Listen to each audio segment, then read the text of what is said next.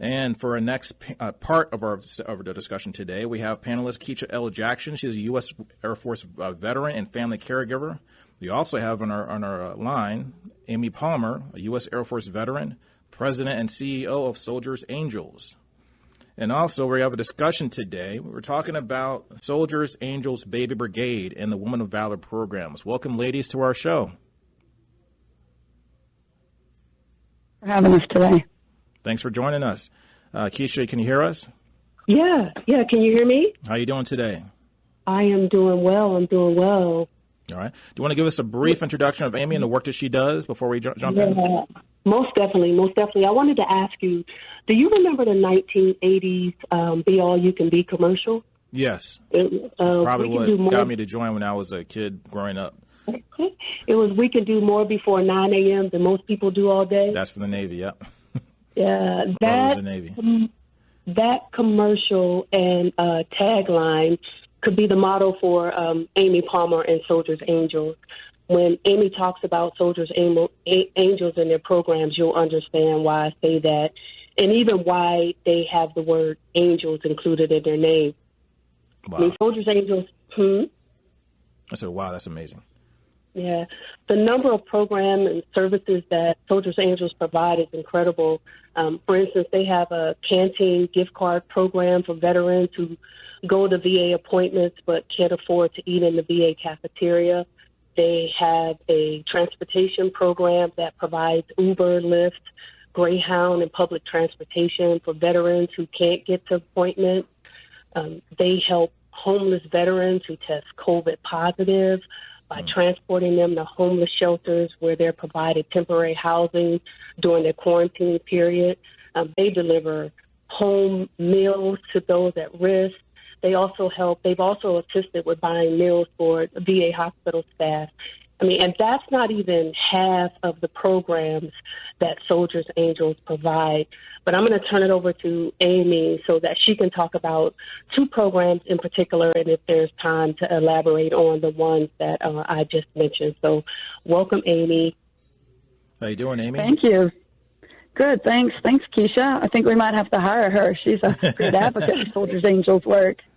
So how did Soldiers Angels Baby Brigade start? Tell me about that, and then also how'd you get that name, Soldiers Angels Baby Brigade? That sounds like something that just grabs your attention just by saying it.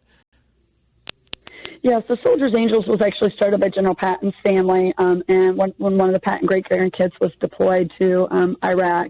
And so the program was created right after the invasion of Iraq in 2003. The Baby Brigade program is actually one of our oldest programs on the family support side to support families of those deployed during that period. And the program's just grown and been expanded since then. The Baby Brigade program now supports families of deployed service members who are expecting while the deployment, post 9/11 wounded, ill, and injured spouses who are expecting, and female service members who are expecting, or female veterans, and then also low-income veterans that are referred by the VA that are expecting, and they don't have the means to provide those services. So the Baby Brigade program is like a virtual baby shower. They get hand-sewn items from our sewing and crafting team. They get store-bought items, but they create a virtual registry, and we provide support to them from angels all over the world. Wow. And how many people are involved with this organization, roughly? You know, we've had over 180,000 volunteers come through since we started and support deployed service members. And a lot of those, since deployments have gone down, have shifted to support families and caregivers and the WOV program, Women of Valor. And so we probably have 10,000 that are still engaged in those programs alone. Wow. And then, so tell me, walk me through the steps. So how does a person get involved or get help and support from your organization? And then what are some of the things that they can expect once they communicate with you? So all of our programs are a little bit different depending on what they're applying for, but there's a register for services link on our website at soldiersangels.org. For those that are registered for deployed support, it's one application. For all of the family support programs, it's different applications. For Women of Valor, Baby Brigade, our Adopt a Family program for the holidays, which is upcoming, they actually create a profile and fill out an application for those services. So for Baby Brigade, they can apply within the window of the birth of their child. If they apply early, we hold it until they fall within that window, and then they submit information about their their colors, their color schemes, anything particular that they need. And then our angels that are on that team can see those opportunities and mail those items directly to them from all over the world. Wow. So the volunteers, so if you go to the website, you can actually become a volunteer and donate resources and then also donate some time or services. Is that correct also? Correct, right. So, on the vet support side, we have a lot of programs where they donate time and services. On the family member side, which like Adopt a Family, Women of Valor, Baby Brigade is, they can register to be an angel and volunteer on that team. But then if they adopt one, adopt a service member or adopt a family through Adopt a Family holidays, they'll send those items directly to them. So in our Baby Brigade program, we have a lot of people who sew things. So they'll see that they need booties or blankets or things, and they knit and crochet those items. Some of it's store-bought items, bottles, wipes, diapers, all those sorts of things. So angels see those opportunities. They take them kind of just like a registry if you went into a retailer, and they take those opportunities and they mail those items to that family. Okay. Now, before I move on to Women of Valor, for the Baby Brigade, one thing I wanted to touch on, because a lot of people don't realize a lot of people that are in the military are on social assistance. And so is this program geared towards people that are low to moderate income, or is it for all people that are military service? How does the program feed people? Yeah, so some of them are based on income levels. In this program, like post 9/11, wounded, ill, and injured, and the veterans. Now, the veterans that are low income come from the social workers at the VA, so they vet them. We don't actually vet them for income or need. That's done by the VA. But post 9/11, wounded, ill, and injured, as long as they fall in that category, they would be eligible. And then, of course, the families have deployed. It's really meant to thank them for their service and really to kind of help fill that gap, especially during deployments when they can't be there for that spouse. And so really it's more of a thank you than it is a need, particularly on that program. Okay. Now, what about Women of Valor? Tell us about that, and how is that program structured? The Women of Valor program is great, and it's different than any other program similar for caregivers because it's an all-female volunteer team. So they're all females that support, of course, female caregivers of wounded, ill, and injured. They support them. The angels that sign up on the team support them with blessing boxes and cards and letters. A lot of caregivers put themselves last, and they take care of their children. They take care of the wounded hero that they're supporting. And so they often don't take care of their own needs. And that, on their special occasions and holidays and birthdays, sometimes they let those things slide because they're so focused on providing for everybody else. And so the blessing boxes that our volunteers send, really like candles and spa items and all sorts of things, just to show them that we appreciate them and appreciate their service and sacrifice. And then we also offer other programs, like we have DIY programs, painting with a twist sorts of things and stuff, to create a relationship for them with other caregivers, to eliminate stress, to reduce their isolation. So we have those programs. But I think the best program, and particularly right now as the drawdown has happened and people are coming home from Afghanistan, there's a lot of stress associated with that. Mm-hmm. We also offer MD Live services 24/7. So those caregivers get free telemedicine, telecounseling, telepsychiatry, and teledermatology through the program. A lot of them, when they come off of active duty, they're covered under TRICARE, but when that veteran leaves the military, a lot of them don't have the insurance benefits. They're not paying for insurance for the family. So a lot of times, in some cases, this is the only coverage those caregivers have for medical. Wow. So to make it clear for the audience, so it sounds like from what I'm gathering is that the Soldiers Angels is basically almost like a hub or a network of different groups and organizations that support veterans and veterans' needs. So how many different programs are under the Soldiers Angels network or organization? Yeah, so Soldiers Angels provides all of our own services. We contract MD Live, and so we actually pay them for those services. So any of the providers that we have, they're either a relationship with us or paid for us. Of course, we do work with partner agencies all the time, like Blue Star Families. We have a partnership with them to refer their caregivers to our Women of Valor program. So we do work with partners, but we have 12 programs on the family support side and the deployed adoption side, like Angel Bakers, we have a sewing and crafting team, Adopt a Family, all those things that I mentioned. But we also have our vet support, which is totally separate. As Keisha mentioned, we do mobile food distributions, canteen gift cards, transportation, patient visits, luncheons and dinners, all sorts of things on the vet support side. That's entirely separate. Mm-hmm. And how did you personally get involved? You're the president and CEO of the Soldiers Angels group. How did you become, and what motivated you to be a leader in this organization? Yeah, so I'm an Air Force veteran, and I was married to the military also for 22 years. And so although I got out of the military and I was injured, I had to have back surgery. I then followed around after that for 22 years and ended up in San Antonio, stationed at Randolph Air Force Base, which was his last assignment.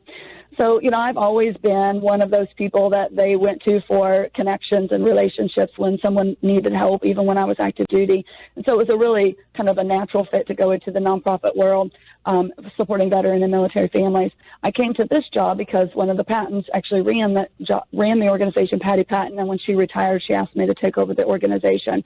And, the organization was struggling at the time, as a lot of organizations were when the drawdown happened, and the media and the donor support wasn't as strong. And so I came in and kind of revamped the organization, and I've been, working with a great team of people to grow it ever since. Wow. So what can we do as veterans and civilians and family members and people that are just listening to the show right now? What can we do to help your organization, help Soldiers Angels? Well, volunteering is a big one. I mean, we, of course, donate money is always great, but volunteering is also amazing. And particularly the two teams you mentioned, like Women of Valor, finding volunteers that are willing to send a box to a caregiver is one area we're struggling right now. We actually have more caregivers wanting to join the program than we have people that are supporting them, and so they're actually on a wait list to join the program. If we don't have that support and can't guarantee that support, we wait list them until we can ensure that we can support them. So, that's really just dependent on the volunteers coming on board and joining that team and providing that support. So we are looking for female volunteers for that. Baby Brigade, of course, volunteers to help fulfill those wish list items. But, even in our local communities, that support is also great. So in addition, adoptive families coming up. We have a holiday stocking collection drive. So there's so many ways that they can support us. All that's on our website at soldiersangels.org. There's a volunteer button, and there's so many opportunities, and, of course, the donation link. So since you've been in an organization for so long, I always ask about people that have actually are boots on the ground, helping people do things, helping people improve their lives, and supporting people. What story sticks out in your mind that really motivates you to keep doing this every day? Because this has got to be hard work to do what you do every day. It definitely is hard work, especially the families at home that we deal with and their struggles. Deployed, we send packages and we communicate with them, but the families at home that we see, that come into the office or that come to our mobile food distributions, those are really the hardest because we see the direct connection and we see the situation that they're in. And, our mobile food distributions happen in several cities around the country. I actually just got home from the one in Denver last night. We had our mobile food distribution, and to have families that can't feed their families without the food that we provide them is really, really touching to me. Actually, in San Antonio, where our headquarters is, we have two veteran brothers that ride their bikes to get their food, and they pack those bikes up as full as they can to carry the food home with them on their bicycle, and they do an amazing job doing that. But that food gets them through the month. But recently we renovated a home for a World War II veteran, and that veteran rode his bike all the way across town to come help us paint that man's house. And just seeing those sorts of stories of them getting the service and needing it, but also giving back was really, really quite touching. Wow, that's amazing. So where do you see the organization going in the future? What's your goal for what's your next step or your next plans for expanding the organization or trying to develop it further? What would you like to do?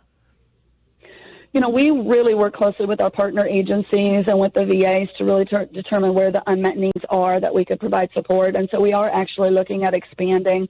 Some of the VAs have food pantries in the VA, so we're looking at supporting them with food contributions in our relationships with Feeding America and local affiliate food banks.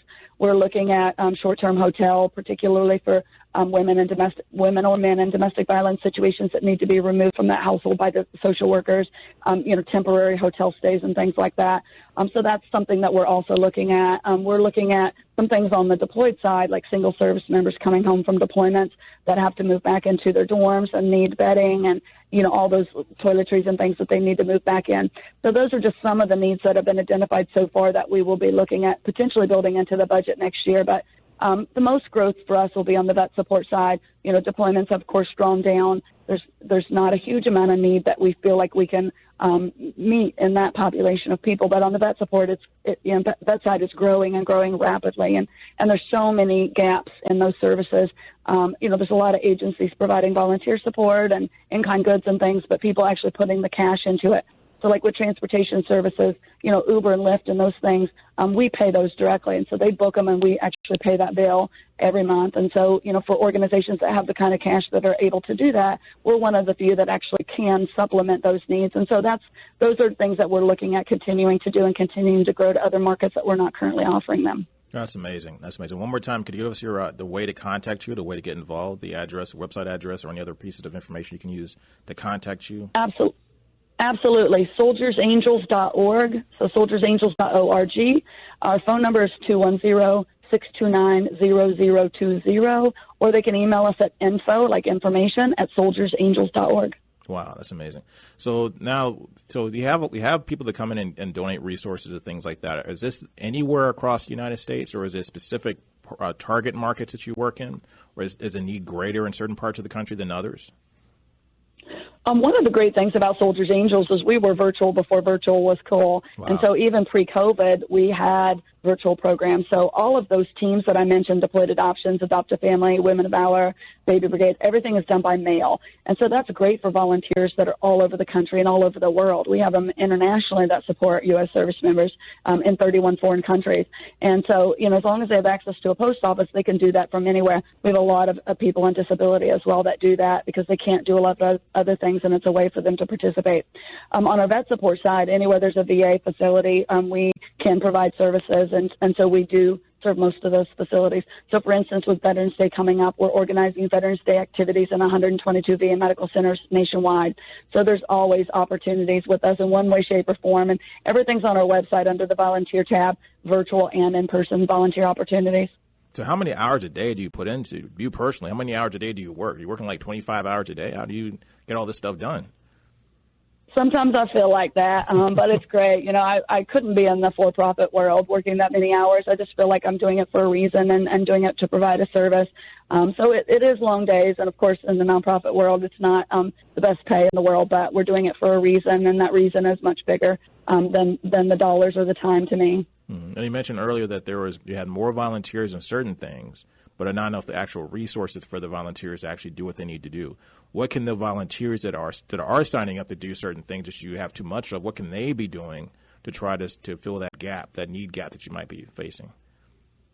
Absolutely. So as deployments have drawn down, we're trying to kind of motivate some of those volunteers who are typically supporting deployed to transition to support the families through like Women of Valor and Baby Brigade.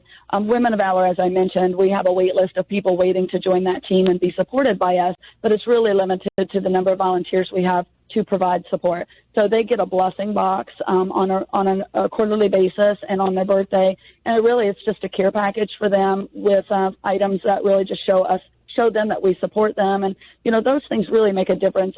If you look on our website, you'll see people burst in tears and cry over those boxes that they get. They come on a really bad day, and that box shows up, and it really just changes their whole mood and eliminates a lot of stress and anxiety that they feel. So those little packages do really make a difference, and we need volunteers to be able to provide those to continue to grow those. And on the Baby Brigade side, of course, we're looking for volunteers because we recently added the veteran component to support low-income veterans that are referred to us by the VA. So we're looking for people to serve on that team as well.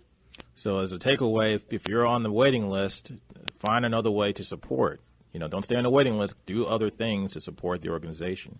So any final words you want everybody to know? What's one thing that you want us to know about the organization so that way we can be better at supporting you and also help you thrive in the future? I think the biggest takeaway is that there's something for everybody, whether that's donating money, volunteering at a local facility, volunteering virtually. We have administrative support volunteers that volunteer virtually. So there's something for everybody, that may have only an hour a week to 40 hours a week and everything in between. We have, skilled professionals and social workers and psychologists to housewives and people on disability and all sorts of things in between. So we can find an opportunity for everybody if they want to visit our website and reach out. I appreciate your time. That was a really good conversation. I really appreciate what you do, Amy, and I think you are an angel yourself for actually putting in the hard work and time to build something like this, because I know it's not easy to do the type of work that you do every day.